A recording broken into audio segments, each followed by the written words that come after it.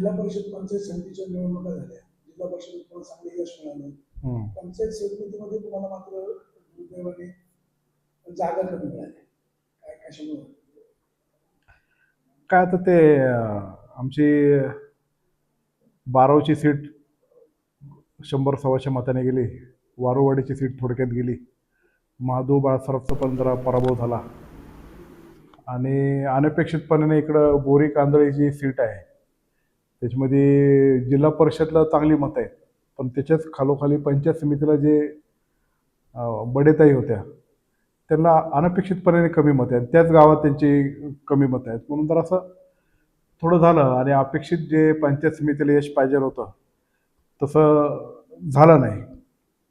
पण आमचे 6 आणि आमच्याबरोबर अलायन्समध्ये निवडून आलेले उबाटाचे अमित ढोले हे 7वे, असे आमचे आघाडीचे 7 आले. BJPचा 1 आला आणि शिवसेना पक्षाचे 8 आले. म्हणून खूप फरक आहे असं मला वाटत नाही, पण आहे क्लोज, पण तरी कमीच आहे. परंतु असं म्हटलं जातं तालुक्यात राजकीय नेते असं म्हणतात की अजितदादा गेल्यामुळे तुम्हाला सहानुभूती भेटली. नाही, असं काही नाही. उलट अजितदादा असते तर त्यांची सभा झाली असती, आम्हाला अजून जरा स्ट्रेंथने उतरता आले असते. उलट आमचे 3-4 दिवस वाया गेले. आमचा प्रचार पण सगळीकडे स्टॉप झाला.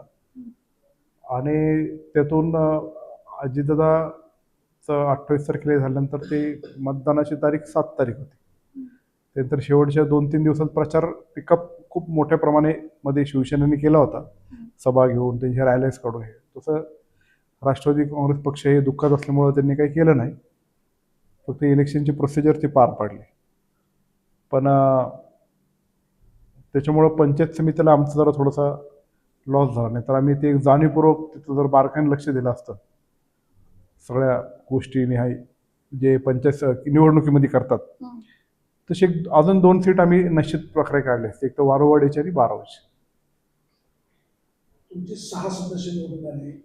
सभापतीच्या निवडणुकीत तुम्हाला भाजपने मदत दिली, पण उद्धव ठाकरेंच्या अमित ढोलेंना तुम्ही विजय केलं तर तुम्हाला सोडून गेले.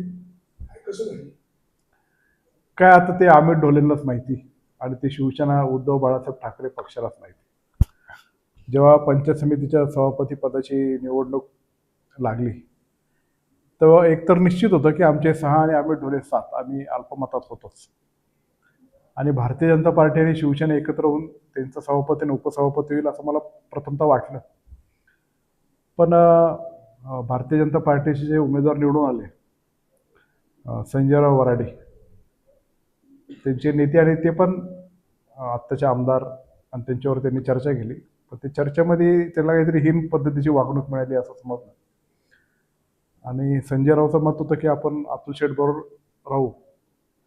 आणि संजय वराडे तर होतंच, पण अमित ढोले पण होतं असं मला आश्वासित केलं होतं आदरणीय गुलाब पारखे, बबन थोरात, RD गोरडे, उत्तम काशीद आणि सूर्यकांत ढोले. आणि मी रोज त्यांच्या सगळ्यांच्या संपर्कात होतो. अमित पण मला भेटायचा, बोलायचा, आमची चर्चा करायचा. पण अनपेक्षितपणाने अमित तिकडं वर्ग झाला, आणि म्हणून आघाडी करून राष्ट्रवादी काँग्रेस पक्षाच्या मतावर एखादा उमेदवार निवडून आला आणि त्याने लगेचच असं वागणं, त्याची रिॲक्शन स्वतः त्याच्या गावात आली.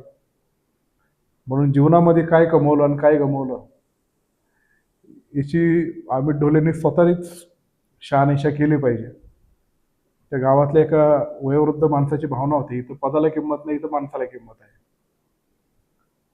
आणि आता त्यांची गावची यात्रा झाली, त्या यात्रेमध्ये सुद्धा अमित ढोलेला काय वागणूक भेटली, तेव्हा त्याची गावात काय प्रतिष्ठा राहिली ही त्याला माहीत आहे कशी पद्धतीने आहे. म्हणून ज्या पद्धतीने उद्धव बाळासाहेब ठाकरेचे पक्षाचे काही नेते, सगळेच नाही पण काही नेते आणि अमित ढोलेने केलं, त्याची दखल नक्कीच राष्ट्रवादी काँग्रेस पक्ष घेईल आणि भविष्यात तशा पद्धतीने वागण्याचा प्रयत्न करेल. त्यांचे पक्षाचे नेते आमदार सचिन नायर म्हणाले की आम्ही राष्ट्रवादी सोबत आहोत, अमित ढोले तिकडे जाणार नाही.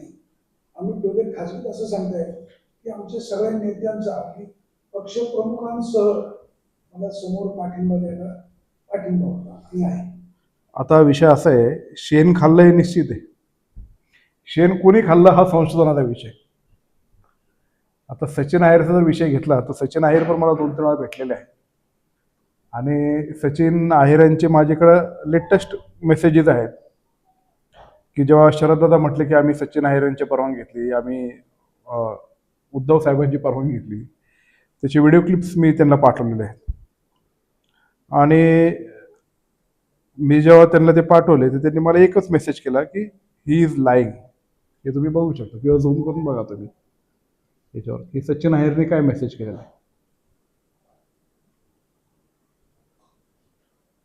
आता मग आता ही इज लाईंग म्हणजे तो खोटं बोलतोय. मग मी त्याला एक स्माइली पाठवला. मग आता खोटे नेमके कोण बोलतोय आणि शेण कोणी खाल्लं हे त्यांचं त्यांना माहिती आहे ना, पण खाल्लंय निश्चित.